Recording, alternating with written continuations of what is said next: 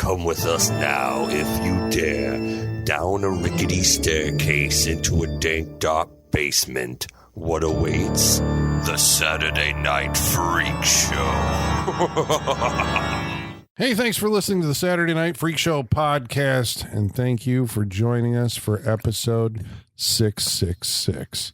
Oh, yeah. We made it. We made it. Well, we made it thus far. Who knows Yeah. where this episode will lead us. Did we make a deal with the devil? Possibly. Maybe. Hopefully it starts paying off now that we We hit should the have made a magic better number. deal. Yeah. I don't know what the deal was, but I don't feel like we're getting a good end of it considering what we'd be giving up. But For fame and fortune, and here we are. And all Where those is it? Where good is it? fine Yes. We people don't have are that. listening to us. Don't Wait, even who are need they the fame listening part. to? The fortune would be fine. the fortune yeah. would be great. Yeah. Well, these are the internet radio superstars. Sean. Michaela. Holly. And I'm Colin, and tonight we watched a movie that was chosen by Holly. Mm-hmm. What do we Summoned. watch tonight Summoned. for Summoned, yeah. 666? For 666, we watched a movie called Angel Heart. Ah, yes, Angel Heart. Okay, from the year 1987. 87. Directed by Sir Alan Parker. Sir Alan Parker. Okay. Sir. Do we know Sir Alan Parker? We should know. You Sir should Alan Parker. absolutely know Sir Alan Should Parker. absolutely know Alan He directed Midnight Express, Fame, Mississippi Burning, Pink Floyd The Wall, Angela's Ashes, Evita. Wow. A couple Oscar nominations. Commitments was one of his Bugs, too, right? Bugsy Malone. Bugsy Malone, Commitments. Oh, one of my favorites, Big The dude. Life of David Gale. Yes, The Life of David I Gale. do love that movie. That was his last one, I think. 2003. Because he passed in 2020. Okay. Yeah. But that is So- a filmography Right. there. Filmography. He's He's quite BAFTA- the director. BAFTA award BAFTA winners. Yeah, like he's... Damn. He was Mississippi Burning too, is that? Yes. That's Yes. a great movie. Horrifying, great movie. Yeah. Most of his movies are horrifying. But yeah, great. that's true. That's very true. this is an actual horror movie on Yes. his, It is. his Yeah. filmography. It sure is, Colin. Yeah. Starring. You'd seen it before. I have seen it, yes. Okay, I had not seen it. I had not, and I only knew one thing about this movie is that the controversy. It's the I thing- didn't know what it was I about. still don't know what the controversy It's the thing everyone has heard about or knows about. Did this And get it's I Lisa think Bonet it's kicked off? honestly so much worse than what it is. The controversy is worse. Yeah, but also I don't know. I had heard tale of this sex scene that was so graphic it ruined her career. You know. I remember reading in 1987. I remember the newspaper articles and all that stuff. So that's kind of how I followed it. Lisa Bonet, who's in this movie, was Denise Huxtable on the Cosby Show. Yeah. The Cosby Show was a wholesome family, Yeah. TV. It was huge, right? Yeah. And she went off and did this. I don't know during what season it was. I don't know what season, but this was like her first thing outside of the Cosby Show. Yeah, And she's like 20. She's 18. Yeah, 18. so Ooh, it's very yeah. different. It's a way to make Yeah. a buck. Yeah.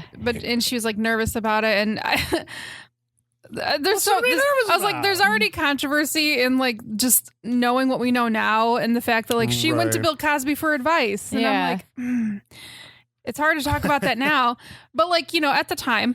He was like a father figure, and he was the runner of the head of the show. And she was like, "Should I do this?" And he had his reservations, but ultimately he was like, "You know, I give you my blessing. Go ahead and do it."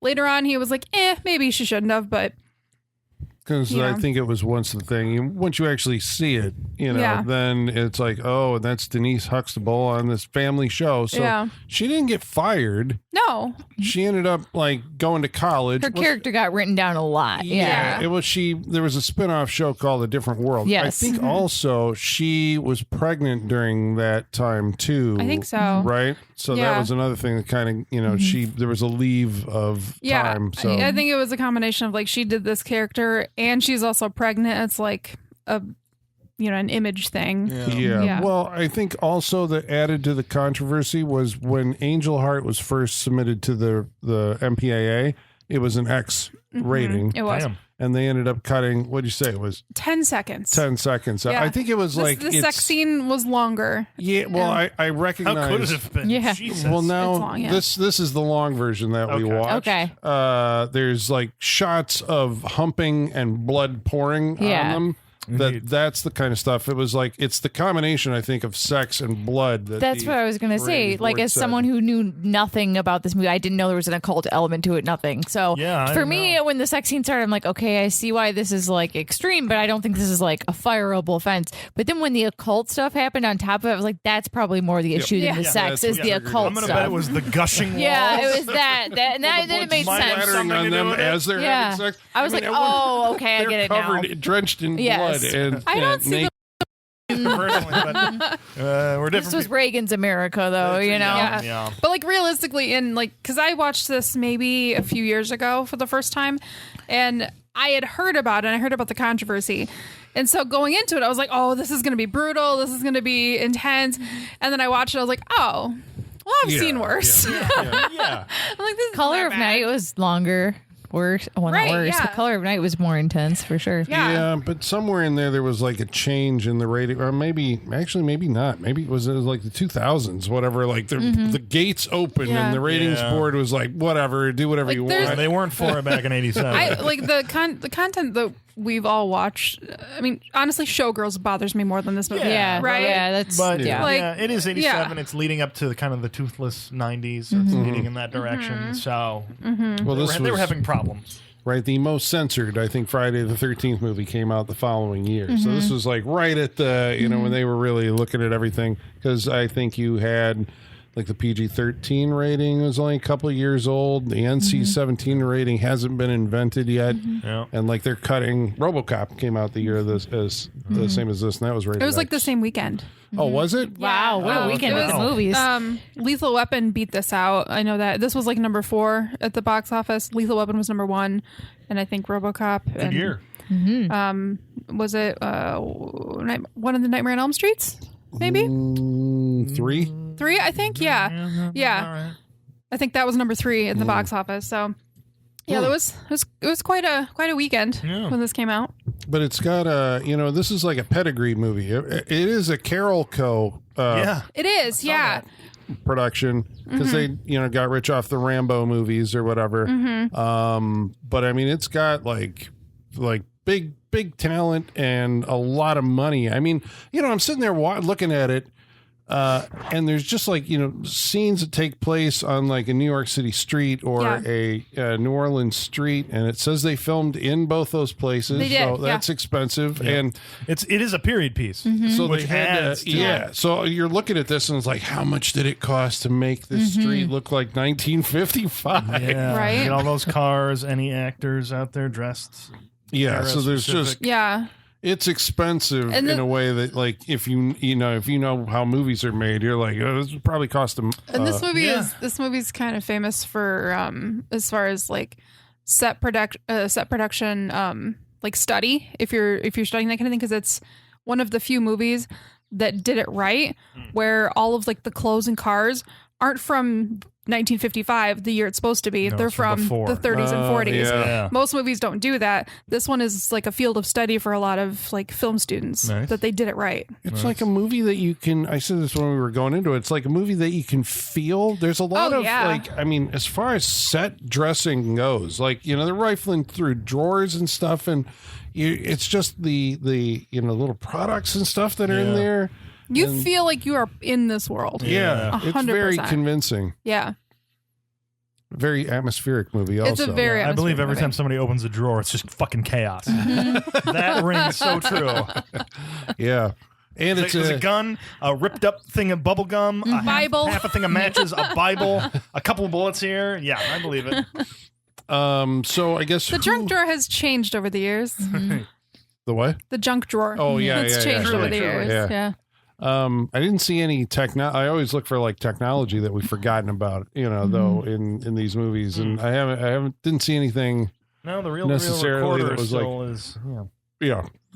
What was it? There was one. It was Badlands or whatever. Were you here for Badlands? I wasn't here for it, but I know When there was Badlands. there was like they found some 1950s era, like you could record your voice on He it. goes after he does it. He goes and records onto. He gets a wax record out of it, and it cool. comes from a machine, which is real. It's like cool. a phone booth. Yeah. You go into it and you Oh, record. that's it. dope. The Martin Sheen movie? Yeah, the Martin Sheen. Yeah, And he yeah, goes yeah. in there and he records his confession or whatever. on it. Yeah. It's very. I saw that. I was like, that's cool. Yeah. Yeah. I wish they kind of still did that. I did a painting for that movie. Nice. I did. What was it? Yeah, it's cool. I'll show you. Is it the pie? No, it's not the pie. Well, who are the heavy hitter actors in this movie?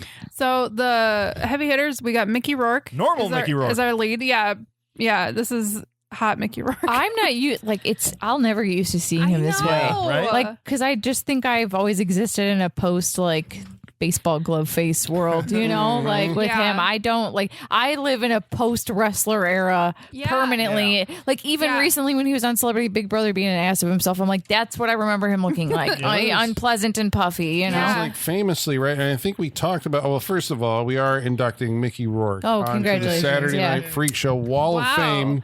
Because a high honor for him, I'm sure. Do you know the movies that we watched that had Mickey Rourke? I have no idea. Sin City, Harley Davidson, and the Marlboro Man. And this one, really? Sin City hasn't been done? No, it was Buffalo 66. Which I barely remember.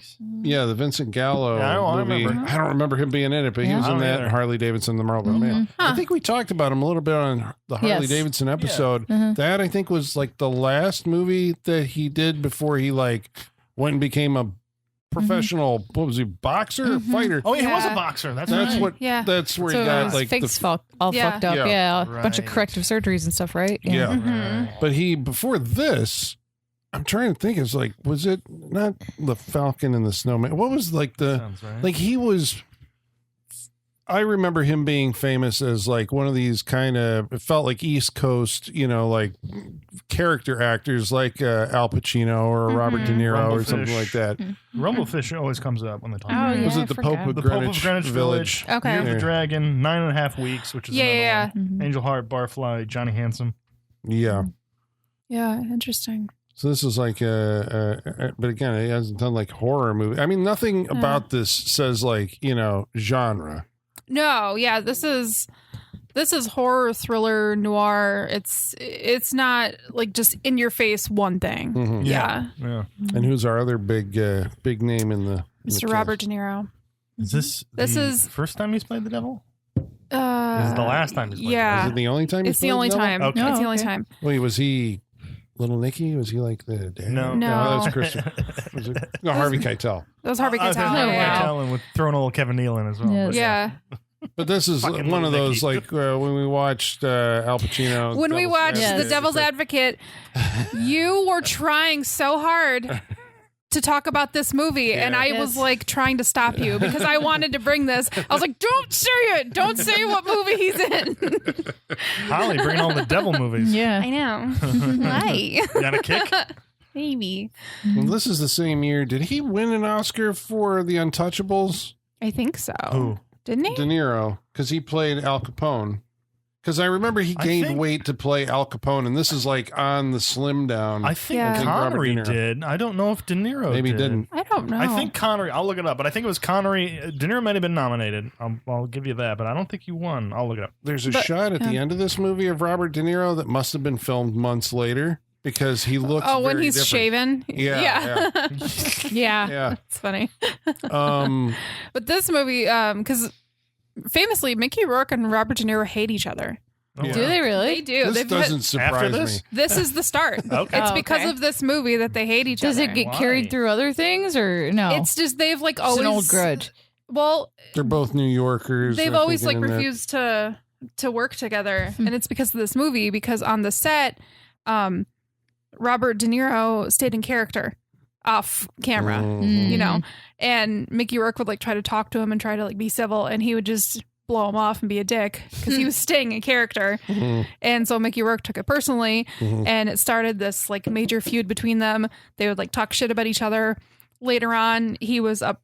Mickey Rourke was up for a part in a Scorsese movie, and Robert De Niro put the kibosh on that. Damn, that's sucks. So they've had a famous weird beef. 40-year long feud. Yeah. Well, Mickey Rourke always struck me. He's a weird guy. Oh yeah. Yeah. Like I said, Celebrity Big Brother he was just on. Did he have chihuahuas with him? No, because he fucking loves those chihuahuas. Yeah, no. I was actually really heartbroken when his dog died. I know, right? So was he because I think he was that was around the time of The Wrestler. He was accepting awards and just getting choked up. The dog that's in wasn't it Once Upon a Time in Mexico? He's got his finger up the dog's asshole for most of the movie. Yeah, that's the one. Yeah. Okay. Well, the way he carries him, he's got his hand on his ass the entire time. I do remember liking the fact that he got like a second career and an Oscar win. The wrestler was awesome. Yeah. I loved the wrestler. He lost to Sean Penn. Oh, okay. Sean won for Milk that year. Okay. He won everything going up to it. It's like Demi Moore all over again. Yeah. Beforehand. It's like he won everything going up to it, but then he lost to Sean Penn that year. He was in some good stuff, like you said. Sin City, Sin City. Okay, so I was going to say, did someone see this movie and say, well, there's Marv for Sin City? I think so. Right? Because this is like the prequel of Marv is what it feels like. Yeah. It's so him. Yeah. It's just like my mitts. Yeah. It's the character so well. If we were at bar trivia and I said name a neo-noir where Mickey Rourke plays a detective, it could go either way. It could be either movie, you know? Yeah. Very true. De Niro didn't even get nominated for The Untouchables. Oh, okay. He only won for Raging Bull and Godfather Part 2. Okay. Yeah. That was Connery's moment. Yeah, that was Connery winning for that one. Yeah. That's a fucking good movie. But so this is it's a one of those genres that actually it's two genres that I love. I think that's why this movie stands out to me. Yeah, the private detective movie and the horror movie. Yeah, like you know, like this is like why like stuff like True Detective and things like that. Right. Seven, you know, it's my jam. Yeah, I felt a lot of Seven watching this movie. And Fincher must have talked to a cinematographer and been like, look at Angel Heart. Guessing, I want right? this because of the rain, New York, just the way it's lit and everything. Yep. That's the feeling is the same. A lot of directors referenced this for the look and feel they were going for. Christopher Nolan famously has taken a lot from this movie. Yeah, I can see that too. It has like two okay, so I was going to say two distinct visual, like atmospheric styles, but maybe not. Maybe it does the same in both places because it has New York, but it also has New Orleans. Yeah. Do they feel the same? Like, are they treated the same? I think they're treated the same. It's just the city itself is such a different character from the other. Maybe that's it. You know, which is good. Yeah, that's able to come out. One is, just a grimy, always awake city, and then the other one is, sleepy old. Yeah, and the way it's I don't know, the way they shoot New York, very humid, hot. Very hot. But the way they shoot New York, it feels like the buildings are so tall, there's less sunlight in it, and when you get down to New Orleans, obviously it feels hotter, the sunlight's more there and everything. So and it's like January. Yeah. Also, it's like starts off there's snow. Yeah, because it's cold and smoking and all that stuff. So yeah, the difference is like you can feel it. Yeah, anytime you film in a city, it's going to feel more claustrophobic. Yeah. And then you go to someplace like Louisiana and it's just open and there's trees and fields and it's just going to feel different. Yeah. And I guess we should warn you, this is a movie with, it's a mystery and it has a shocking revelation. So we are probably going to ruin it for you. So if you haven't seen the movie, you should stop now. Go check it out and join us again. Now it's appropriate for you to spoil it, Colin, as opposed to on the Devil's Advocate, because I can see it on your lips. You wanted to spoil it.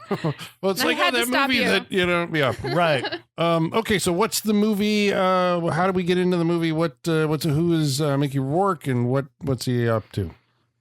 Mickey Rourke is Harry Angel. Private Dick. Yeah. Was he? Oh, so this actually brings me to another thing because the title. Dick Gets a Phone Call would be a great name for this. Yeah. Write it down. Copyright 2025. I'll never write it down. It's being recorded. But this is based on a book. It is based on a book. And I've often wondered which one had the better title. The book is by William Yortzberg called Falling Angel. I think they both work really well. I know, yeah, but why would you change it to Angel Heart? But just to drive home the point that what happens later. Yeah, yeah. Falling Angel's a little more obvious, I think, and Angel Heart it gives something away. Yes, that's what I mean. Like it's a little more obvious. The trajectory of the character and right out of the title. Okay. Angel Heart, I think it automatically makes the audience more sympathetic right out the gate. Because they wanted him to be like a sympathetic character. Yeah. I remember also that name, Hortzberg. He was the guy that Ridley Scott tapped to write. He wrote Legend, right? He wrote Legend, yeah. He was like an expert in fairy tales or something. That was so he wrote Legend. Yeah, and he wrote a script for this, and he tried to pitch it. Paramount was looking into it, and they didn't like that it didn't have a happy ending. And then he was in talks with Robert Redford to do it, and they were going to have Dustin Hoffman as the lead, and it was like a whole thing. Ultimately, execs just didn't like the script, and then another exec from what was it? It was I don't remember. Another production company brought in Alan Parker, and Alan Parker created his own script. And they decided to go with that. So was he making a script off of his novel, or like the script got rejected, so he made a novel? No, it was based off the novel. Novel's from 1978. Okay. And so he was trying to pitch his novel like a screenplay for the novel, and they just weren't feeling it as a movie. But then Alan Parker wrote his version, and that's what they ended up putting money behind.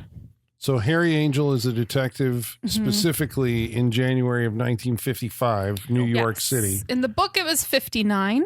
Okay. And it takes place mostly in New York City. Okay.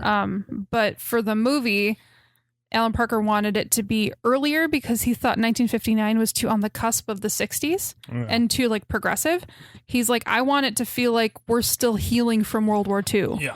So he pushed it a few years earlier. I got that from the movie. Yeah. Because I was like, well, you could set this anywhere. Why always 1955 or whatever? But he's like, it needs to be a little earlier. It needs to not be like hopeful for the 60s, a new a new era. He's like, and we need to still be stuck in that. Yeah. And then they kind of both agreed that it should be based in New Orleans instead of New York.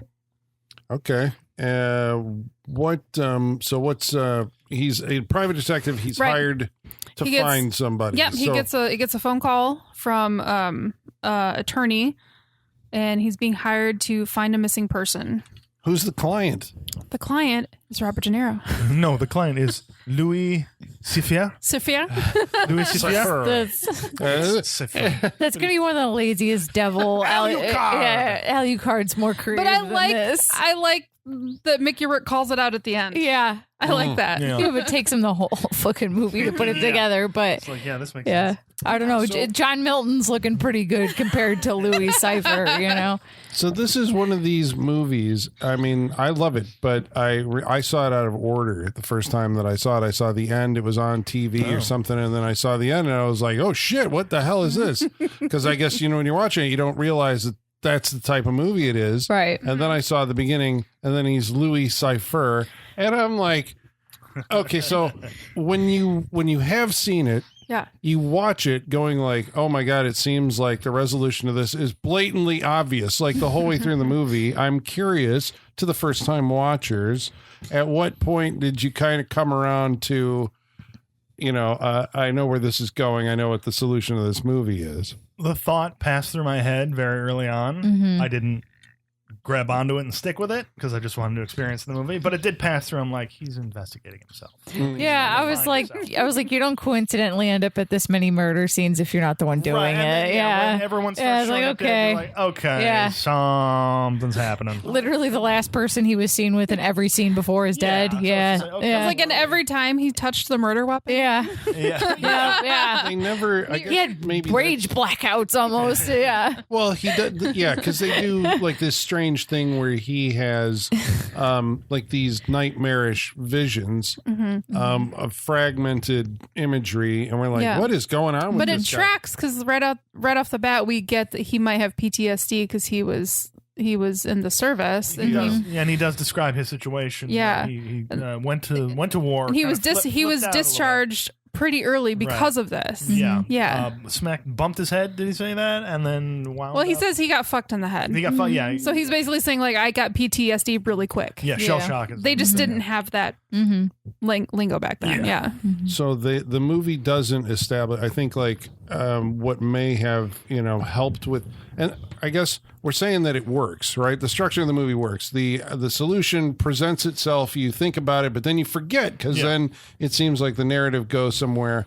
But the biggest thing is they never establish a possible suspect. Right. The suspect is always like somebody who we haven't even met yet is referred to. And it seems like he's just grasping at straws like, it's this guy or it's you. Or I heard he was dead. Because at this point, it's more like he's looking for this missing person. And whatever's happening is just trying to keep him from finding him. Yeah. that's all we're getting. We're not getting necessarily that we're not getting the murders tied to him necessarily. Right. Just that he's getting close to something. Yeah. I think it's because you believe him whenever he's confronted about it, right? Yeah. Because he doesn't know what the fuck is going on. And that comes across, I think, in his performance, right? You're like, okay, he doesn't know what's happening, so it can't be him. Right. All right, so he is hired by Louis Cypher to find a old, like, 30s era crooner. Yep. Um, Named Johnny Favorite. Right. I love Johnny that's the Favorite. old It's noir great. part where they give them those nicknames, and I love that. I know. That's great. Well, what? So why does Mr. Cypher? Because I think that's what Harry Angel calls him. The rest of the movie. Yeah. Why does he want to locate this fellow? They made, and there was an agreement was made. Yep. And he doesn't like to keep accounts open. He likes to close up loose ends. And he wants to know if Johnny Favorite is alive or dead. Right. Because he backed out of a deal. A certain collateral was involved. Right? And so... But, I like that they're putting it out there, and you're just like, it's up to you to determine, like, do you really believe in it or not? Yeah. Right. Well, You know? these movies and these filmmakers, like, because they're not working, like, they're not genre filmmakers, they don't lean into it. They lean into more like the psychological or the realism. So you're like, okay, this is some guy who thinks he's the devil. Yeah. You know, or like, but there's actually, we live in the real world, and this is what is actually, you know, he's after. But I mean, there's so much stuff in that first, you know, haven't we met before? Like, do you remember the name Johnny Favorite? You know, how about, you know, William Liebling, or his real name, you know? I mean, there's a lot And of he's stuff. just like, okay, go look for him. Yeah. Have you seen these fingernails before? Dude, that manicure is haunting. Maybe he's so And the fact uncomfortable. that he keeps rubbing them. He keeps rubbing He keeps them. rubbing that one nail, and it's just like, okay. I didn't like seeing the pieces of egg under his long fingernails when he was peeling this hard-boiled there's egg. an egg scene. That Oh, it just kept okay. going. It was so Very disturbed gross. It is gross. I'm with you. It's gross. But I love that scene.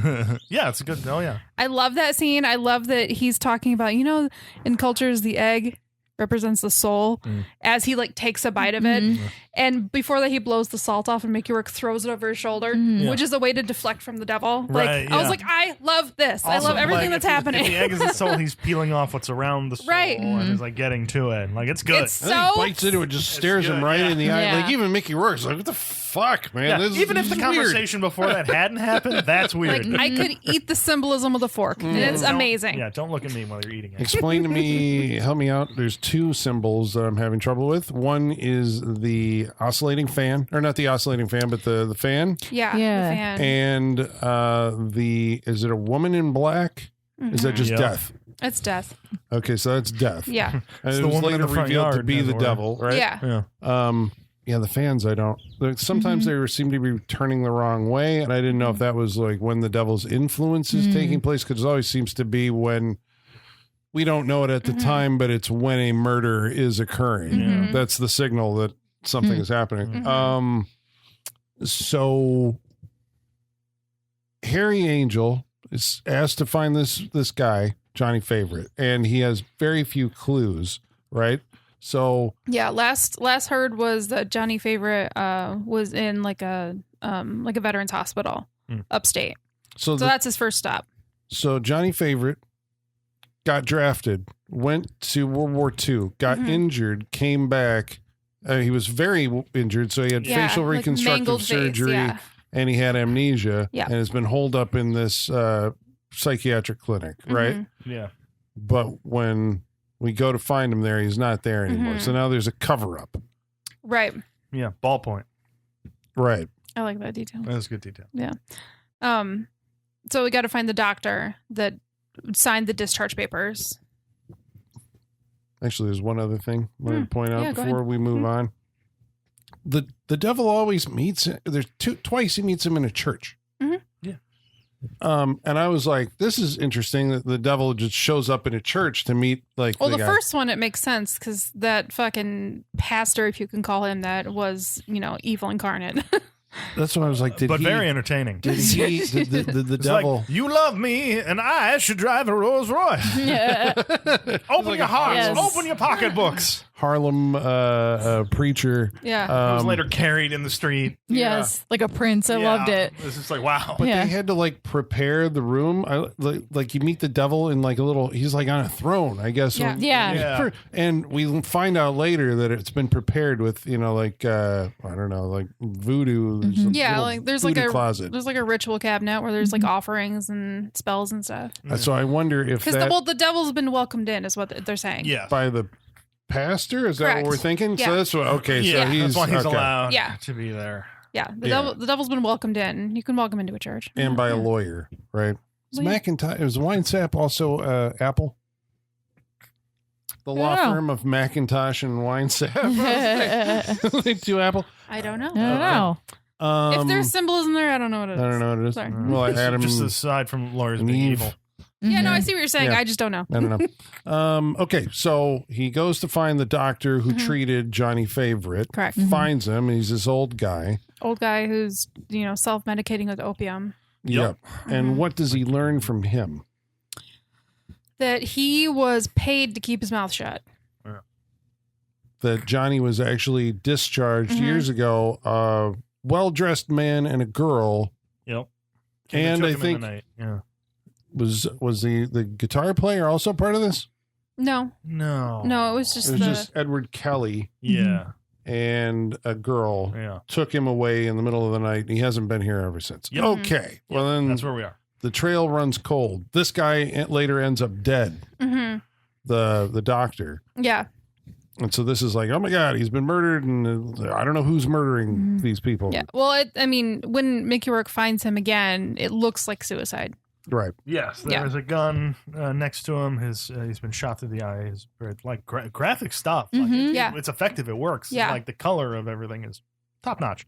But yeah, just he's gone. So. Does he find? I think he uses. Is she a reporter at the New York Times or something to Yeah, find it's out? his girlfriend. She's like a secretary at the New York Times. Yeah. Yeah. For So like she, one of the and she finds out editors. more about Johnny Favor. What is so? What does he find out about? I think more about his career, right? That he was a crooner and that he was stuff before. I think before the war is the information she gives him. I'm not remembering it. Was it? Well, there was. I'm thinking. Did like, she? there must have been Does clues. this lead that- to Proudfoot or Proudfoot? I Yeah. think. I'm not gonna lie. This scene I was a little distracted Yeah. because I was thinking. wasn't? Yeah. I was thinking about the fact that they're just like talking shop as they're like undressing each Love other. it. Yeah. Love it. Fuck. Yeah. And I was That's like, favorite. this I love is fantastic. It's And great. but I was so distracted about. But what it's she like, was how am I saying. supposed to take in information right now? Yeah. I was like, I can't. They're just casually taking each other's clothes off. Right. I was I'm glad like, it this is wasn't the hilarious. old- Yeah, I know. I was like, I was can't so process. distracted. I was like, I can't do these I was two like, things at once. No, Yeah. I was like, I don't know I what either she's close my eyes and listen, or I watch this. That's No, the only that's not an options. option.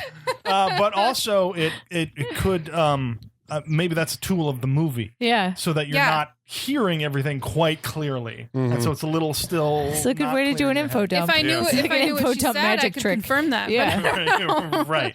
Well, the only thing I'm just going to where he goes. Somehow this leads to he's looking for a tarot card reader. Yeah. So basically finds out that Johnny Favorite used to hang out at the boardwalk where he would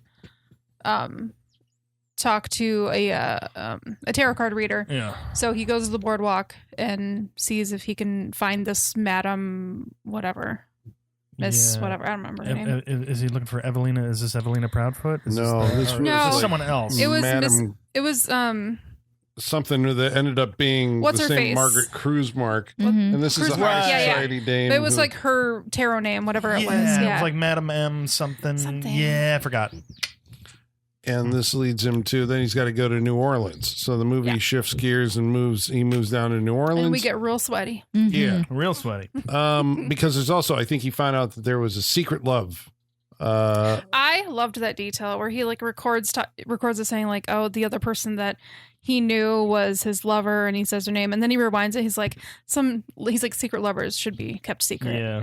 I loved that detail. So he's got to go. So he's juggling a bunch of stuff. How are you going to find this guy, Johnny Favorite? Right. There also seems to be the movie does it 3 times. I want to say there are chase scenes in the movie, and I was never sure who's chasing him. Like he goes to the church, I think, to go see like where he met Cypher, and two guys jump him, and there's this big chase through the street, and we're like, okay, there's action being inserted into the movie, but like, who are these people? Why do they want him? Like, I have no idea. Disciples of our crooked pastor, I think. That's what I thought. Who don't want anyone investigating any of this. I was like, I think he's on their hit list because he's looked in the cabinet and seen what's in there. Right, So they're like, hey, stay the fuck away. Stay out of our church. Yeah, because they were giving him kind of odd looks as he's as he goes into the church for the first time, as the one lady is like passing out in front of the church and was trying to revive her. So they see him then, and they don't. He doesn't belong there, according to them. It would seem. And he ends up because he also talks to a band leader, and that leads to Toot Sweet. I think he's got to go to New Orleans. He's looking both for. Damn, it was almost there, Madame Zora, who is also Margaret Kruzbark. He finds out, so he's got to track down her, and so he's going basically looking for the band leader, Toot Sweet. Yep. Margaret Kruzmark, the high society card reader, and Evangeline Proudfoot. He's going to find all of them in Louisiana and thinks probably I'll find Johnny there too, right? Should he be alive? Yes. All right. So how does he interface with these people? What does he find out? Well, first he makes an appointment for a reading, right? Yes. That's the first one? Yep. As you do. Yeah. With Madame Kruzmark. Charlotte Rampling. Charlotte In the Rampling. movie. Yeah. What'd you think of her accent? I thought it was fine. And she's like putting a little bit of New Orleans on there. Yeah. She had good French. Yeah. Which I liked. There's some Creole in this movie, yeah. I liked when she's talking to her maid in French. What the maid is asking is, should I get the nice cups? And she looks back at Mickey Rourke and then says no. He's like, no. I love that. No. Not for this man. What does he find out from her? Because we think that she is the, she used to date Johnny Favorite. Yeah. Yeah. But we also know that at some point he threw her over for this Evangeline Proudfoot. Yeah. So what do we get from her as far as like, okay, where's Johnny at? My question is, how come she didn't know something was up? Right? Knowing who she is. Right. How come she didn't know something's up? Why would she know something's up? What do you mean? What do you mean something's up? Well, to discuss that, we would have to give away the movie. She says, I guess because she tells Mickey Rourke like he's dead. Even if he's not dead, he's been dead to me for 12 years. Yeah, but because of the affair and everything. Yeah. But she wouldn't recognize him because of all the facial reconstruction stuff. I guess. Right. So that's what they're going with, I think. So which part would she think is the jig is up? I guess because he gives the fake birth date. Yeah. He gives Johnny Favorite's birth date. I'm like, okay, it's a guy talking to you just like Johnny Favorite used to. Maybe you'd be like, wait, is this finally him, coming back? Does she know about that? I think it would be too weird. Well, yes, she knows. Okay. So what can we just like? Yeah, we should just reveal so we can talk freely. We can just go at it because does she know that part? Like I know her dad knows, but does she know? I don't think she knows. I think okay. So her and her dad, which is Ethan Kruzmark, right, as an assumed name Edward, they took Johnny out of the VA. Yeah. Yeah. And the idea was that they were going to drop him off in Times Square on New Year's Eve. Yeah, and just let him go. And like nobody would know who he is. Yeah. Okay, so I guess backing it up, what was his deal with the devil and how did this all... Because it's like, I mean, it comes at you fast at the end of the movie. It does, yeah. Like, do you know what happened? What was Johnny's deal with the devil? Yeah. That's a fair question. Okay, well, he sold his soul for because apparently Johnny Favorite was like the most evil motherfucker that anyone had ever met. I got that from the movie, right? Yep. And he would hang out with like these occultists, because apparently Ethan Kruzmark, he's like big bad, Satanist, and his daughter, the tarot card reader, she's also a Satanist. And then you have the voodoo circle off in the swamp, right, with Evangeline Proudfoot, who must be more in tune with it because that's why he gravitated toward her, right? So they find so he conjures the devil and sells his soul to the devil in exchange for fame and fortune, and he becomes this like famous singer. And then he's like, but goddamn it, I don't want to sell my soul to the devil. Or, I don't want to die. I don't want to die. I don't have to give it up. Yeah. Because, once he achieves all the fame and fortune, you're right. They said he decided, it's like, I don't want to do that now. So how does he get around? What's his out clause? A soul for a soul. Yeah. Is this the heart of the angel heart that we're getting into? Yeah. So he finds this in like some ancient manuscript. Oh, he finds like a loophole. Yeah. So what's the plan? What is he going to do to It's Indiana Jones putting the pouch where the gem was. That's what it is. Yeah. So how does this work? I'm just, like to explain like what the metaphysics of what are they going to do here? Sacrifice a man who has to be like the same age. Who has to be like chosen at random. So they pick a soldier who just got back. Swapping souls, basically. I think they do this. Is it like a year before or something? It's unclear the time, but it's on New Year's Eve night in Times Square. 43. And just getting back from it can't be just getting back from the war because Johnny ends up getting drafted. So at some point in New Year's, they go to Times Square, they find a victim, and they abduct him. Yep. And then what do they do with him? They perform a ritual and Johnny eats his heart. And somehow that he steals the kid's soul. Yes. And then he takes the dog I ate a chicken heart once. Did I get his soul? He wolfs it down while it's still beating. Yep. And he puts the dog tags of this guy in a vase that's then left with his ex-girlfriend, with Margaret Kruzmark, right? And then he assumes he like gets the guy's memories or something. Stop me if I'm wrong on this. This is the way I understand it. Then he gets drafted, sent to war, gets injured, gets his face fucked up, and comes back. Yep. They still know who he is at this point, right? But he has amnesia. So they say, okay, what we're going to do with Johnny is we're going to take him to Times Square and throw him out there because that's the last thing that the other guy would have remembered. Right. And so from that point on, Harry Angel does not remember who he is. He has his own memories. He has his own memories. Yeah. Yeah. Okay. So Johnny Favorite made the deal with the devil. Then he decided he didn't want to go with that. He didn't want to pay up on that deal. So he recruited. He found the daughter and her dad. I think it sounded like do this ritual. It sounded like they met up because they were in like those circles before he conjured Lucifer and sold his soul in the first place. Because Kelly says like he conjured Lucifuge in my living room. He was much more powerful than I, and he sold his soul to the devil. So I think it actually happened there, and like they knew each other beforehand. Okay, so they go way back. Yeah. Okay. But some point he has also had this affair with Evangeline Proudfoot. Yep. And has a kid. Yep. Okay. Which is opening up like another avenue to the movie that by the end of the movie is like, oh, Jesus Christ. Yes. So Yes. Okay. Yep. So Harry Angel doesn't know any of this stuff about himself. The devil knows this, right? The whole way through the movie and is like trying to get him. He's trying to get him there, yeah. Because he just can't tell him who he is. It's Shutter Island. Yeah. Yes, it really A is. little fun. Yeah. I think he's having fun. Yeah. I think so because he's like, you've evaded me all these years. I'm going to twist the knife in you a little bit while we get through all of this. You'll get to where I want you to go, but I'm going to have some fun along the way.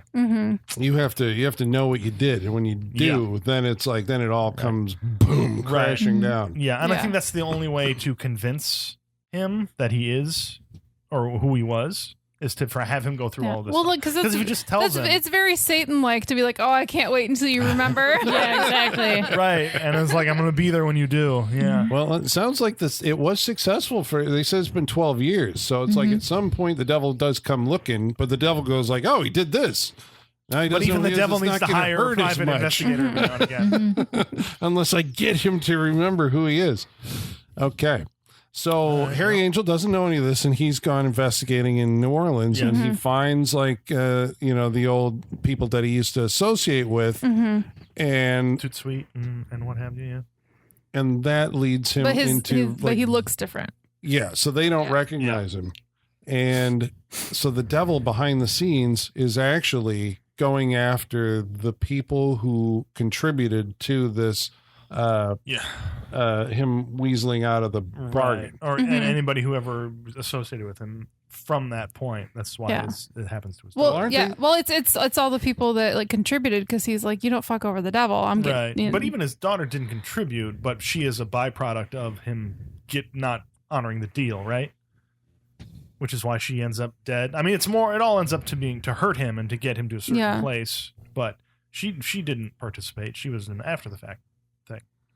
True. Right? Yeah. But again, just to hurt him. She's in voodoo and shit.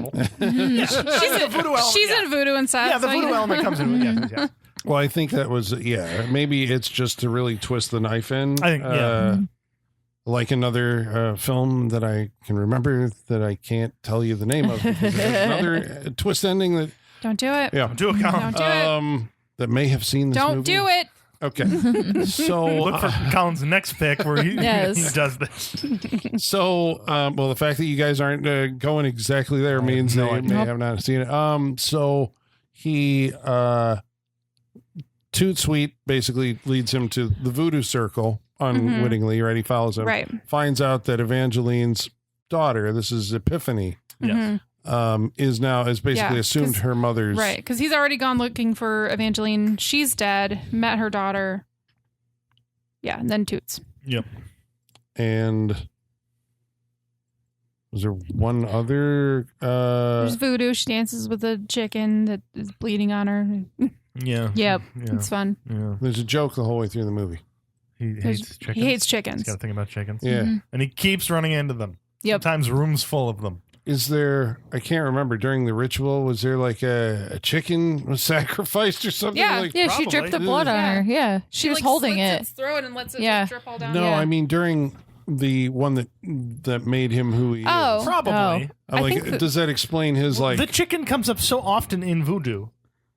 Or at least in movie voodoo, that I gotta believe it was there. Something that was done. I gotta at think that about point. chickens. It's because It's because of the thing. Yeah, it's because of the whole ritual. Yeah, I assume so. I would think so. Yeah. So where does his investigation go then? He Talks to Toots a lot, and he follows him to a couple places because he follows him after he's done at the bar, in which he sees Toots get a threat. There's a chicken leg or chicken foot on the urinal. He's like, "Fuck!" And it obviously bothers him. Then he follows him to the ceremony in which everyone's dancing with the chickens in the woods. He leaves that. Then he follows Toots home and assaults him in his apartment. He's like, "Hey, you're not telling me shit. Let's go here." He's like, "Here's my information. You're gonna call me because you're gonna tell me everything." Yep. And they're like, Toots goes at him and slices his hand, and then he leaves. Sees death again. Yeah, as he's bleeding. It's an image. He gets woken up harshly. He has one of his like fever dreams where he's like, there's blood everywhere. Yep. He's bleeding. He's holding the straight razor.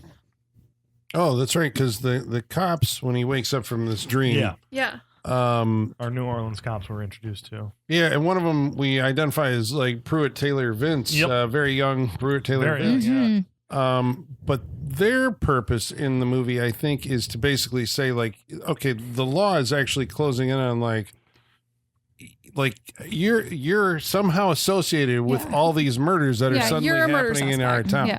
So, which he even, Mickey Rourke's character even says like the whole way, he's like, I'm a suspect. Yes. You know, I got into this just to help you find this guy. Now I'm a murder suspect. He's aware of that as this is happening. Yes.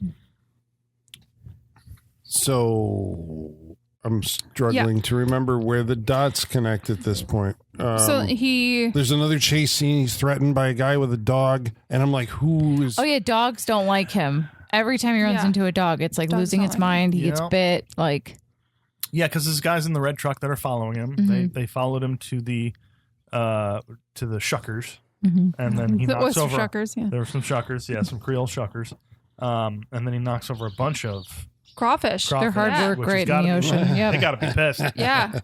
But he gets threatened there as he gets bit by a dog. Well, I know he finds that like Margaret Cruikshank. Yeah, he goes back. Been killed. He goes back to her and finds out that she's been killed, which it seems like she's been dead for a while. Yeah, because he's like about to heave I when he finds her. Her heart's on the table. Yeah. So heart cut out, but I think there, like when he goes and looks through the like her appointment book, his name is the last one. Yeah. He was the last person that she saw. Yep. So he's got to clean up the crime scene. That. He's constantly cleaning up crime scenes between this and Toots, where he wipes down everything for fingerprints and all that stuff. And Toots, we find out, was like had his dick cut off and fed to him. Yep. We don't see this Asphyxiation by dick. Yep. But I think that Harry was the last person to see him. Yep. And then eventually this leads to Edward Kelly, or sorry, Ethan Kruzmark, right? Who, I think before that we have the sex scene. Okay, so how did that, like, what's the relationship between these two characters? Well, not that really. Like, how does it read? Like, you know, like what's going on here? As soon as they meet, they're flirty. Yeah, he's flirty with every woman. Is flirty with this guy. It's Mickey Rourke. I was just saying, it's called chemistry. Like, I'm sorry, if Mickey Rourke was flirting with me, I'd be flirting my ass off. It's hot. But as soon as they meet, there's chemistry there, and he's hitting on her. She's kind of standoffish at first, rightfully so, but eventually she's like, no, she's kind of into it. But he's, asking her questions about her mother, Evangeline, and she's like, I don't really have anything to tell you. Because initially she says she doesn't even know who her father was. Right. Mother never talked about him. Right. Then after he sees her in the woods as like the priestess of a voodoo ritual, he's like, okay, I got you on that. Like, who is this Johnny Favorite? She's like, well, that was my dad. Right. And she does, well, I mean, she thinks he was, because her mom, she says her mom said he was the most evil man that she ever met, right? So anyone coming around asking about him, she's going to be like, I don't know who that is. This is why she doesn't mention him off the bat. She's just like, oh, what do you want? Well, and I'm guessing just her overall position in life. Anyone asks questions, you're going to just say, I don't know anything. Yeah, which you would, because like, who do you know who's a cop or trying to figure something out or trying to pin something on you? Like, it's no benefit to her to talk to anyone. And there's this, like, the whole occult, like, religion, I guess, that is like seeped into. It feels like there is like a lot of religious motifs throughout the movie. Christian burials and voodoo rituals and Virgin Marys get broken in Toots's apartment and everything. And, it's all over the place. And so she comes over to his hotel randomly one night. She's like, okay, tonight's the night. Yeah. And seduces him. Yeah. I like that she's just laying against the door in the middle of the rain. Yeah, just waiting. Yeah, just waiting. He did say, call me anytime. So she goes over there. And then they have this amazing sex scene. What do you mean by amazing? Caused the censors to go all crazy and start trimming. How come? It's intense. This feels like the editor was on cocaine while putting this scene together. I can't imagine any other way that this was accomplished. There had to be some substances that were being abused. It's a chaotic sex scene. Yeah, it's like almost like a music video. Sometimes is how it goes. But what's the gist of the scene? What are we getting out of this? I mean, sex, gushing walls, blood starts dripping on them. People are being strangled and hurt. There's just this. I think lot at some of humping. point it cuts to like a voodoo orgy. Yeah, it does. That we see flashes of. Yes. I mean, it's like this cacophony of, sound and editing and blood and flesh, that ends up with her screaming and him punching a mirror. Yeah. And we're like, what the fuck? Like, whoa, that was intense. Yep. Doesn't seem fun. He's always looking at himself in a mirror throughout the entire movie. Yeah. This is the one where he can't take his own reflection. And probably because we know that he has just had sex with his daughter. Correct. Yep. Yep. And that was what happened. Intense, passionate, bloody sex. Yep. Yeah. He doesn't find this out for a little while, but like, there you go. And then I think because he leaves her at that point. There's also a song, or like all throughout the movie. Yeah, it's one of Johnny Favorite's like hits. He whistles it before he should know it. Yeah. He plays it on a piano, I think, to, revoke the memory for Margaret Cruikshank. Epiphany is now singing it. So it's like there's that theme of, Yeah, it's always there. And so I think once he leaves the hotel, his next stop that's when he goes to the racetrack. I think so. Yeah. Or he's chased, and then he somehow puts together the guy in the red truck. He puts together that these goons have been hired by Margaret's dad. Yeah. And that's Ethan Cruisemark. Cruikshank. No, one of them. Cruisemark. That's where he gets this is what actually happened.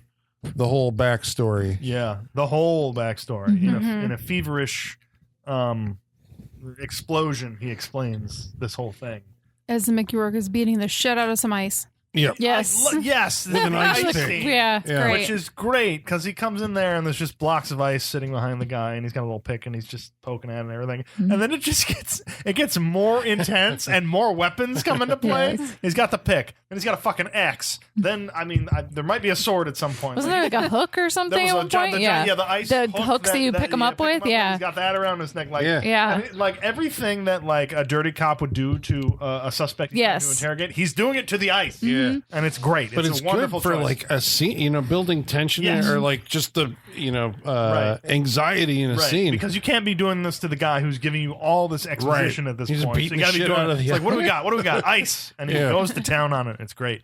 So this gives him the idea. I think at this point he starts to kind of grasp what's happened, but he doesn't believe it. Right. But he heard the dog tags are sealed in the back in Margaret's apartment. Yeah. And so he goes back there to break into that little vase. This is after he finds Eric or Ethan boiled alive in the gumbo. In the gumbo. That's unfortunate. And so, of course, those dog tags So New say Orleans. Harold Angel. And so that means he is Johnny Favorite. And at that moment, the devil appears. With his hair down. With his hair down. I like that. That is just just flowing. Yes. So what's going to happen? Okay, fine. He found out, yep. He's like, shit.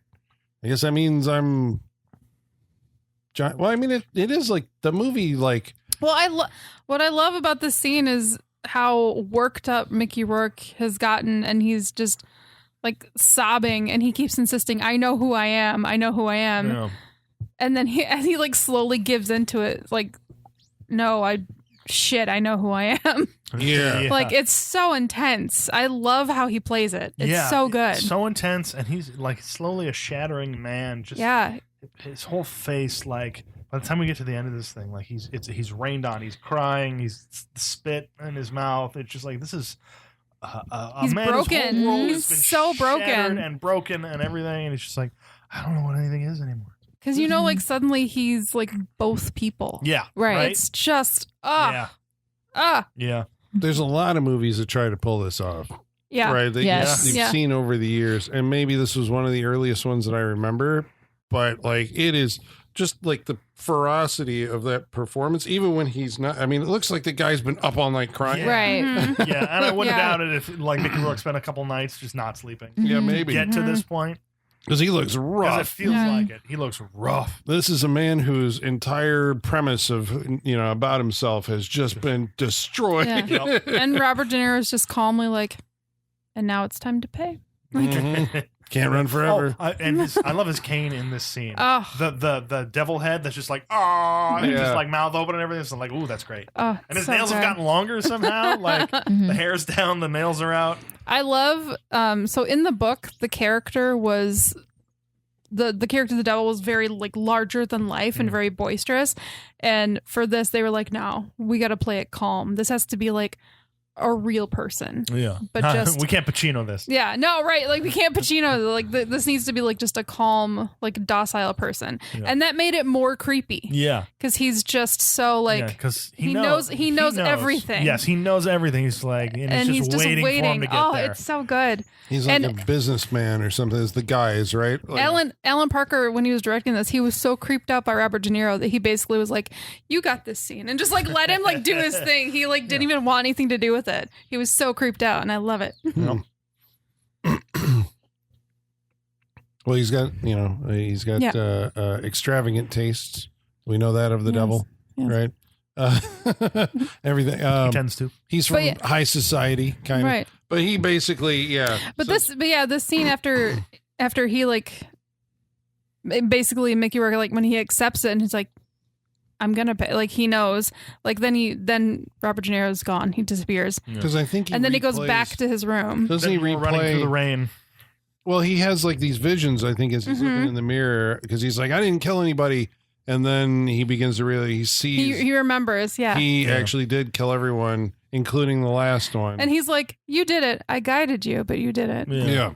Oh. But the last one, he remembers killing Epiphany, I think, right? Yes. And so he heads back, or he remembers like her screaming. He's like, oh shit, yeah, did I kill her? And he runs back to the motel.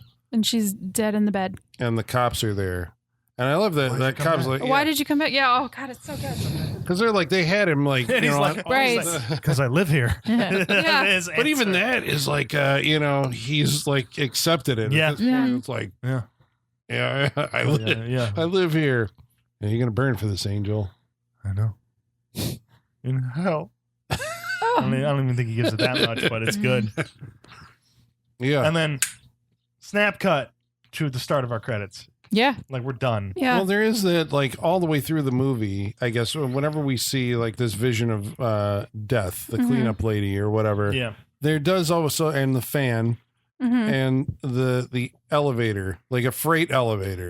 I think the fan stops because it's fucking hot in hell. I think It I think that's it. There will be no fans in hell. That makes sense. But he's on, like, I guess, a freight elevator. It's just the, visual, he's descending. He's descending to hell. Yeah. And I was like, what's going to happen when he gets to the bottom? But the movie is, like, what's going to happen when he gets to the bottom. Yeah. And he does. At the very end of all the credits. Yeah. He's in hell. He reaches the bottom. Yeah. Okay. Well, we should thank you for sticking with us this long. Indeed. Now we're going to go around the table and tell you what we thought of tonight's movie. But before we do, we're going to summon our mailman. He's going to bring us the mail. Igor, get your ass over here. Masters, the mail. I've got the mail. So many letters. Our followers are rising. Right, thank you, Igor. I apologize, Igor, for Colin's coarse language and ordering you over to this thing. I know. I loved that Robert De Niro kept like telling him to watch his language in church. Oh yeah. That was great. That's good. It's like we are in church. We don't let Igor's nails get like that. We keep them trimmed. No, we trim those bad Yeah. boys. Yeah. He'll scratch the mail. Yeah. Like, But we have to do it while he's sleeping. I know. Usually only get like 1 foot done at a time, but Yeah, it takes 2 weeks to do it. It's like one nail per night. And if he needs medicine, it takes 2 of us to give it to him. Yeah. Someone to hold the jaws open. Yeah. Well, we should let the good folks at home know how they can participate on this interactive portion of our show by following along on Facebook, Facebook.com/Saturday Night Freak Show, on X at Sat Freak Show, by email, SaturdayNightFreakShow@yahoo.com, and on Instagram at Saturday Night Freak Show. First of all, we want to thank MF Mad, the keeper of the Saturday Night Freak Show Wall of Fame, for Thank you. he is keeping track of Mickey Rourke going on, but also also Judith Drake, Hallway of Fame, probably. Yeah, sounds like it. Izzy's wife in this movie. Who was? Okay. I want to say Izzy's wife was the woman out in the water with the varicose veins. Yes. Oh, okay. Gotcha. Yes. Which that actress, there was a different actress to play that part, and she got knocked down by a wave and like started to like be drug out to sea. Oh no! Oh, And God. so she refused to reshoot it. Yeah. So they had to pull in another actress, which is this one. Yeah. All right, well, there you go. Funnier Judith if she Drake. had been dragged out to sea, Yeah. and was like, "Well, I guess we got to replace her." Well, Yeah, she's she's famous fine. on this show because we also saw her as Hilda in the movie Phantoms, Oh. Okay. and she was the skunk ape wife in Rob Zombie's House of a Thousand Corpses. Okay. Yes. I believe that. Sure. So what? The skunk ape wife. Skunk Skunk ape. So a skunk ape. Skunk ape. So like a creature they like. Yeah. Like I don't remember this. Rainn Wilson's like Fish Boy. Like was she one of them? I don't Sure, remember. I've seen that movie Somebody one time. wearing Yeah.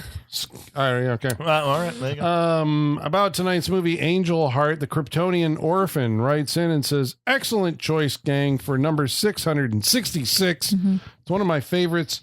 On a side note, no woman has ever looked hotter in a film. I know, with the exception of Adrienne Barbeau. Calm down, Colin. No. Than Lisa Bonet does in this one. Then we get the reveal at the end, and it makes us want to vomit. Yep. Yeah. That's pretty much it. 100%. Let's see. Robin Linneman Silverberg says, "Congrats on your 666. Thank you, sir. This is seriously one weird flick." Aaron, Dawn Murphy's mom, says, What I'm still not sure on the, I don't the know. actual breakdown The of that name, emphasis. but Yeah. the emphasis on which syllable. "What a fascinating and wonderful movie. You're all going to knock this out of the Oh, park." thank you. Oh, thanks. I love your confidence in us. Travis Legler says, "Congratulations, Freak Show, on this accomplishment. It's very impressive that you guys have reviewed this many movies and still have such a passion to keep going. I can't wait to see what comes next from you guys. And Sean, even if I have to sell my soul, I will find a way to make you watch Carnosaur 2. Nope. No, you won't. That will. It's gonna hack the listener request month Okay, system. I would rather us all be vanquished at 666 this episode than watch that movie. I did see that comment, and the funny part is he spelled it connoisseur. Yes. Is that a Connoisseur It's probably an two. autocorrect. And I was like, I will watch that movie. Yes. Wait, is that like? But is that? he's only a connoisseur of carnosaurs, so that's what the problem is. I was gonna say it's once Jason Statham runs through all the blue collar jobs and he starts going, he becomes the connoisseur. It's instead of a working man and the beekeeper, he's the connoisseur. Yeah. That'd be That is good. Yeah. Jason All right. Statham. The man is of the connoisseur, yeah. good. Write it. He'll do it. Yeah. Oh A yeah. man of taste and revenge. Yes, exactly. Right. Writes You itself. could write this movie. Yeah. You see, we're getting another beekeeper. Yes. With- Good. I think with different people though. That's fine. A working man fucking sucked, so I need another beekeeper. Okay. Michael Whitaker wrote in and said, "Congratulations on the big 666. I don't envy you having to watch this movie. Apparently, it's a lot. I think any movie with Robert De Niro or Mickey Rourke is bound to take a toll on anyone." Damn. Oh. Okay. Well, you'll find out in a minute. Yeah. Yeah, we know We'll your tell you thoughts what on we those two. think. Last week, we watched a movie called Dangerous Animals. Richard Krotzer says, "When Michaela said, because I'm okay if Tom Hardy is the original, right? Logan Marshall Green is the copy, and Jai Courtney is the copy of the copy, right? I was immediately vindicated because I've been thinking the same thing since Suicide Squad." And then There she you go. said, he says yes to the roles that Tom Hardy says no to, and Logan Marshall Green also said no to. So I guess we get to Jai Courtney, and that's when I lost it. And yet, any of us would be lucky enough as an actor to be Big Lots' version of Timu's version Sure. of Tom Hardy. Oh yeah. Sure. Still living a better life than me. Of course. And N Keats 89 says, "I just watched Dangerous Animals a few days ago, and I enjoyed it." I had a good time with it. I liked it. I think we Thank you for Yes. Yes. TBD. Well, thank you, each of you, for writing in on this momentous That's episode. to be dangerous Yeah. for Holly. Yes. It did end up feeling more like a freak show movie than I thought it was going to, if that makes sense. If you haven't listened to our episode. But Well, did this I will one have feel to like check it a out. freak show movie? We're going to have to find out as we go around the table with our reviews, starting with Michaela. I don't know where to go. You're just like, what did you think of Angel Heart? Yeah, so I'd never seen this before. The only thing I knew about it was the graphic sex scene that got Lisa Bonet fired. And I knew it was Lisa Bonet and Mickey Rourke. But in my mind, it was like a post-wrestler It was Mickey wrestler Rourke. Mickey Rourke. And That's so what I you was saw. like, no wonder I was scandalizing. That was probably fucking crazy. So then to see him... You're like traumatized. Yeah, going like into the it. mental image I had was worse, just based on that. Like, Oh, no. so, but I'm glad to finally see this. I don't know how this has escaped me my entire life. Feels like something people should. I kind of want to go outside and be like, why are we not talking about this movie? Where's the groundswell of internet subgroups that love this movie? What I mean, I will say this DVD cover, Blu-ray cover we're looking at is like the worst piece of art I've ever seen. Yeah, it's not good. And it doesn't tell you anything about the It's not movie. the poster art. So bad. It doesn't do the movie justice. No. And it looks cheap compared to how the movie's not cheap. The movie does feel expensive, and I love the production value. And like, I didn't know it was a period piece. I didn't know it was noir. I didn't know anything. And I would say if you're listening to this episode, you've heard everything. But if you can go in knowing as little as possible, like I did, I think it's really fun. I was never bored. I was always just like, where is this going? Where is this going? Ryan Coogler has for sure seen this movie, right? Oh, yeah. Yeah, like Sinners doesn't exist without Angel Heart, right? Yeah. Like Sinners, there's even some, like, and I'm sure the costuming has been similar for events like this, but I saw some characters from this. I'm just like, that person looks just like Sinners. So definitely recommend it. I feel like I don't have a ton to say just because I liked it so much and I don't really have any issues with it. It is a little convoluted at the end, the way it tries to tie everything together. But now that I know that, I think I would want to rewatch it and see what I can pick up on now that I know the full thing. Mm-hmm. So yeah, I definitely recommend it. I had a great time with it. I'm glad to finally like cross off a movie that has like such a storied history behind it. I love little history lessons like this. So yeah, I definitely recommend it. Sean. It's a very interesting movie, especially getting into, as we've discussed tonight, pre-facial reconstruction, Mickey Rourke. And I'm not too familiar with his work before that. So it's interesting to watch this movie and see him as he's a fucking actor. Yeah. And he's good. He's a good actor. His accent work is really good. We didn't talk about that. I know. Much, but because he's got that. The Bruce Willis comparison for this era, I think, is apt, but he's I like him better in these roles, because he kills this more than Bruce Willis ever would being in this part. He get Angel Heart, Bruce Willis got fucking Butterfinger and Snickers and Hudson Hawk and all that shit. So go have fun with that, because that's Bruce Willis's I think sensibilities. But this one was good. Mickey Rourke, everyone's doing good in this. I knew nothing about this coming into it. Didn't know the period piece of it. I loved. Everyone's great performances by everybody, I think. Even as Michaela said, it maybe get a little convoluted later on. Everything still fits for me. It all works for me. And we've kind of, you may have once or twice seen kind of this story. Some private dick gets brought into a job and he ends up being more personal than he ever thought it would ever be. Crazy movie. I personally didn't see a problem with the controversial sex scene, but I see how it would have been a problem. 1987, you got to look at it that way. But it's not as bad as what we've seen, but sure, for that time, I'm sure that people were just like, "What the fuck is this?" So, but I was entertained. It kept me on. It's almost 2-hour movie. I was on the line the entire movie. I'm like, "Where are we going? What are we doing? How does this end up?" And even if like I said, that thought passed through my head, it is to see how it got there. Very entertaining. The noir of it all, I really loved, because just that atmosphere of this movie is it's so good. It's loved it. I would sit and watch Mickey Rourke of this era do pretty much anything. So I'm very curious about more of his work during this time. I think you should watch it. Angel Heart. I was very entertained. I'm scrolling his IMDb. Did you know he has his own cottage industry of straight to streaming action movies? So many you've never heard of. Well, he was in the Expendables, remember? But gave him I don't recognize anything he's done within the past 5 years. He's got to pay bills or something. But unfortunately, War Hunt, The Commando, stuff like this. It looks really bad. Once upon a time, he did good work. And one of those was Angel Heart. So I recommend Angel Heart to you. Yes, very entertaining. Our audience will like this movie. I think it's wild, so they'll like it. Colin, what'd you think? I feel like I've been talking this movie up the whole time that we've been talking. So it's I recommend it. It's I love it. I think because of the atmosphere, the occult and the horror. It's one of my, whenever I think of occult movies, it's my mind goes there. It's because this is a real witchcraft movie, you know? And I think, the way that it was marketed and the reason that people, it's people don't talk about it because they're trying to not give something away. You can't go that's the movie where Robert De Niro plays the devil, or you give it away. You can't have, the Blu-ray art looks terrible, but it implies there's fire and some kind of, it looks occult, right? Yeah. I think the original poster art was Mickey Rourke. It was just black with Mickey Rourke kind of running, and there's Robert De Niro hovering over, and it's Angel Heart. That's why I wonder if Falling Angel is the better title, because maybe you think it's a love story, then you see the poster and you're like, no, the fact that you guys didn't know that it was a poster.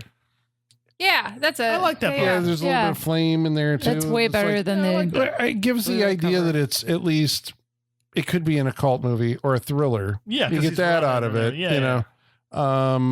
But yeah, our horror fans not talking up, are they unaware of it? I think they should be.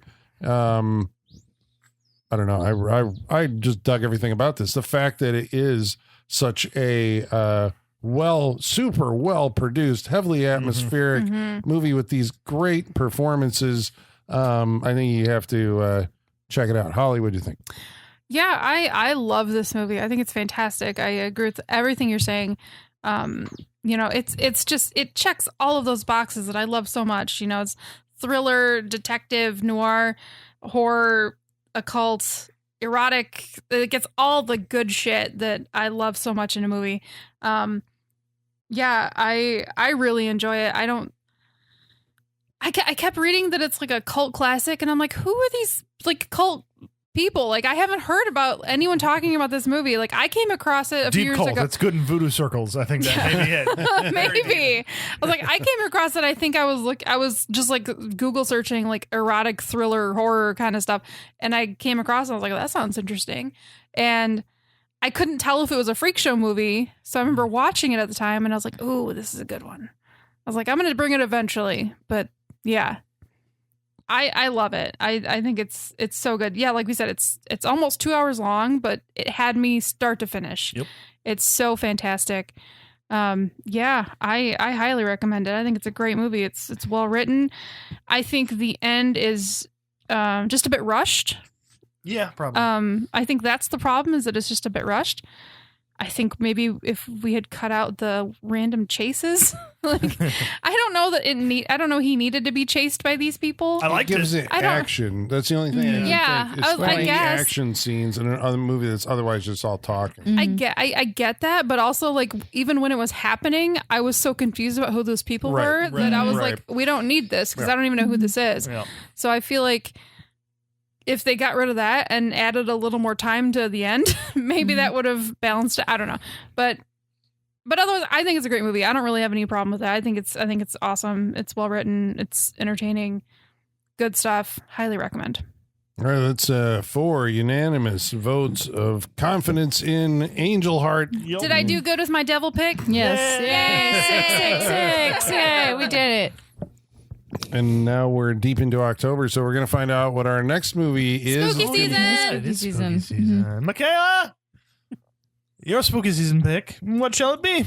If you die in the Gothic Haunted House video game, you die for real. We're going to watch William Brent Bell's Stay Alive. Oh, okay. From 2006. Stay Alive. Frankie Muniz, Milo Ventimiglia, Jimmy Simpson. Wow. I don't know this movie. Yeah, I don't remember the poster. Yes. Did I see it? I remember the title. I remember nothing else. Yeah. That's We're Stay gonna find out Alive. when we watch Yes. it That's next quite a week. cast. Yes. Stay Alive. Yes. On the Saturday Night Freak Show. We hope you'll join us. And until then, ladies and germs, the basement is going dark.